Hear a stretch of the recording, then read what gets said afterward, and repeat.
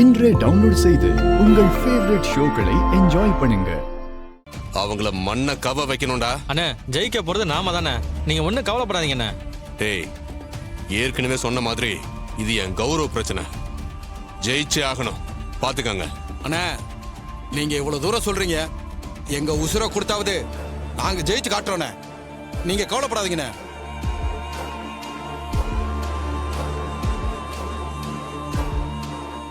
இன்னும் கொஞ்ச நேரத்துல போட்டி ஆரம்பிக்க போகுது.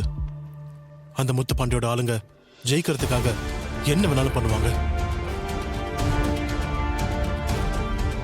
நீங்க எல்லாம் ஜாக்கிரதையா இருக்கணும். ஏற்கனவே என் காலை உடைச்சிட்டாங்க. இந்த போட்டியில கூட அவங்க வன்முறை காட்ட நிறைய வாய்ப்பு இருக்கு. என்ன மாப்ள இவர் இப்படி பயமுறுத்துறாரு? ஏற்கனவே எல்லாரும் ரவுடி பசங்க மாதிரியே இருக்கானுங்க. விட்டு ஆளையே காலி பண்ணிடுவானுங்க போல இருக்கு. மாப்ள, இந்த கபடி போட்டியெல்லாம் எதுக்கு மாப்ள? ஒரு செஸ், கேரம் போர்டு அந்த மாதிரி ஏதாச்சும் வச்சிருக்கலாம்ல. அதெல்லாம் நான் பெரிய சாம்பியன் தெரியுமா? அதுல விளையாடி ஜெயிச்சு கொடுத்துருப்பேன். டேய், தயவு செஞ்சு அவர் சொல்றது கொஞ்சம் கேளுடா. சாரி மாப்ள. எதிராளி பலசாலியா இருந்தாலும் அதை பத்தி நம்ம பயப்படக்கூடாது. யாரா இருந்தாலும் நம்ம ஜெயிக்க போற ஒரு கான்பிடென்ட்டோட விளையாடணும். கடவுள் நமக்கு துணையா இருப்பாரு. தைரியமா விளையாடுங்க.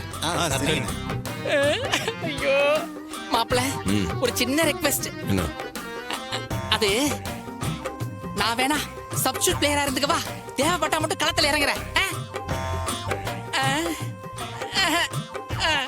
களத்துல இறங்குற மாப்ள, இறங்குற.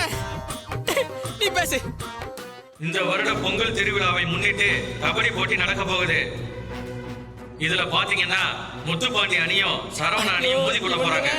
கபடி வீரர்கள் அனைவரும் களத்துக்கு வருமாறு தாழ்மையுடன் கேட்டுக்கொள்ளப்படுகிறார்கள். போங்க.